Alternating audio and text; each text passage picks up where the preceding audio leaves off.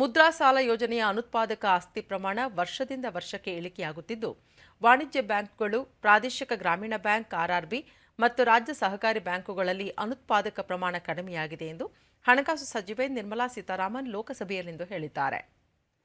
ಪ್ರಶ್ನೋತ್ತರ ಕಲಾಪದಲ್ಲಿಂದು ಅವರು ಮುದ್ರಾ ಸಾಲದ ಶೇಕಡ 2.10% ಪ್ರಮಾಣವನ್ನು ಅನುತ್ಪಾದಕ ಆಸ್ತಿ ಎಂದು ಗುರುತಿಸಲಾಗಿದೆ ಎಂದು ತಿಳಿಸಿದರು. ಜಿಎಸ್ಟಿ ಪರಿಹಾರ ಉಪಕರದ ಸಂಗ್ರಹವನ್ನು 2022ಕ್ಕೆ ಅಂತ್ಯಗೊಳಿಸಲಾಗಿತ್ತು. ಬಳಿಕ ಪುನಃ 2026 ಮಾರ್ಚ್ವರೆಗೆ ವಿಸ್ತರಿಸಲಾಗಿದೆ. ಕೋವಿಡ್ ಕಾಲದಲ್ಲಿ ರಾಜ್ಯಗಳಿಗೆ ಜಿಎಸ್ಟಿ ಪರಿಹಾರ ನೀಡುವ ಉದ್ದೇಶದಿಂದ ಸಂಗ್ರಹಿಸಲಾದ ಸಾಲವನ್ನು ಮರುಪಾವತಿ ಮಾಡುವ ನಿಟ್ಟಿನಲ್ಲಿ ಜಿಎಸ್ಟಿ ಪರಿಹಾರ ಉಪಕರದ ಸಂಗ್ರಹವನ್ನು ಮುಂದುವರಿಸಲಾಗಿದೆ ಎಂದು ತಿಳಿಸಿದರು.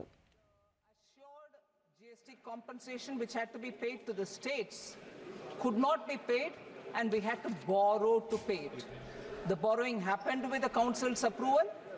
The collection of the cess after June 30th, 2022 is only for paying that loan taken to pay the GST. विशेष रूप से टाइगर कंजर्वेशन, लॉयन कंजर्वेशन, ಪರಿಸರ ಸಚಿವ ಭೂಪೇಂದ್ರ ಯಾದವ್ ದೇಶದಲ್ಲಿ ಅಳಿವಿನಂಚಿನಲ್ಲಿರುವ ಪಕ್ಷಿಗಳ ಸಂರಕ್ಷಣೆಗೆ ಸರ್ಕಾರ ಹಲವಾರು ಕ್ರಮಗಳನ್ನು ಕೈಗೊಂಡಿದೆ. ದೇಶದಲ್ಲಿ ಕೆಲವು ಪಕ್ಷಿಗಳನ್ನು ನಿರಂತರವಾಗಿ ಬೇಟೆಯಾಡಲಾಗುತ್ತಿದೆ. ಅವುಗಳ ಸಂತತಿ ಉಳಿವಿಗಾಗಿ ಸಂತಾನೋತ್ಪತ್ತಿ ಕೇಂದ್ರ, ಸಂರಕ್ಷಣಾ ಕೇಂದ್ರಗಳನ್ನು ಸ್ಥಾಪಿಸಲಾಗಿದೆ. ಪರಿಸರ ವ್ಯವಸ್ಥೆಯ ಬಲವರ್ಧನೆಗೆ ಸಮುದಾಯದ ಪಾಲ್ಗೊಳ್ಳುವಿಕೆ ಸೇರಿದಂತೆ ಹಲವು ರೀತಿಯಲ್ಲಿ ಯತ್ನಿಸಲಾಗುತ್ತಿದೆ ಎಂದು ತಿಳಿಸಿದರು. मेजर्स करते हैं जो पक्षी एंडेंजर्ड हैं उनके ब्रीडिंग और कंजर्वेशन सेंटर हमने चलाए हैं और उसमें भी अपेक्षित सफलता प्राप्त है. ಮೀನುಗಾರಿಕೆ ಪಶುಸಂಗೋಪನೆ ಸಚಿವ ರಾಜೀವ್ ಸಿಂಗ್, ಮೀನುಗಾರಿಕೆ ವಲಯದಲ್ಲಿ ಕಳೆದ 10 ವರ್ಷಗಳಲ್ಲಿ ಉತ್ಪಾದನೆ ದ್ವಿಗುಣವಾಗಿದ್ದು, ಭಾರತ ಮೀನು ಉತ್ಪನ್ನಗಳ ಉತ್ಪಾದನೆಯಲ್ಲಿ ವಿಶ್ವದಲ್ಲಿ 2ನೇ ಸ್ಥಾನದಲ್ಲಿದೆ. ಪ್ರಧಾನಮಂತ್ರಿ ಮತ್ಸ್ಯ ಸಂಪದ ಯೋಜನೆಯಡಿ ಎಲ್ಲಾ ರಾಜ್ಯಗಳಲ್ಲೂ ಮೀನುಗಾರಿಕೆಗೆ ಉತ್ತೇಜನ ನೀಡಲಾಗಿದೆ ಎಂದು ತಿಳಿಸಿದರು. ಸಮುದ್ರದಲ್ಲಿ ಮೀನುಗಾರಿಕೆ ನಡೆಸುವ ಮೀನುಗಾರರಿಗೆ ನೆರವು ನೀಡಲು ಇಸ್ರೋ ಸಹಾಯದಿಂದ ದೋಣಿಗಳಲ್ಲಿ ಟ್ರಾನ್ಸ್ಪಾಂಡರ್ ಅಳವಡಿಸಲಾಗಿದೆ. ದೇಶದಲ್ಲಿ ಪ್ರಸ್ತುತ 2,08,00,000ಕ್ಕೂ ಅಧಿಕ ಜನ ಮೀನುಗಾರಿಕೆಯಲ್ಲಿ ತೊಡಗಿದ್ದಾರೆ ಎಂದು ತಿಳಿಸಿದರು.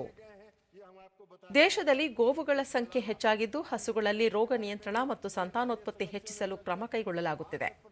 ಐವಿಎಫ್ ತಂತ್ರಜ್ಞಾನವನ್ನು ಪರಿಚಯಿಸಲಾಗುತ್ತಿದ್ದು, ರಾಷ್ಟ್ರೀಯ ಡೇರಿ ಮಿಷನ್ ಈ ಬಗ್ಗೆ ಹೆಚ್ಚಿನ ಅಧ್ಯಯನ ನಡೆಸುತ್ತಿದೆ ಎಂದು ತಿಳಿಸಿದರು. प्रधानमंत्री मत्स्य संपदा योजना की योजनाएं स्वीकृत की गई है.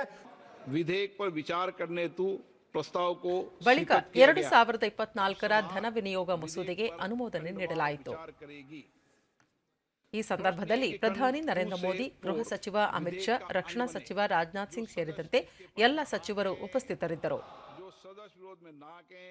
मेरे विचार में निर्णय हाँ वालों के पक्ष में खंड 2 से 4 विधेयक का अंग बना.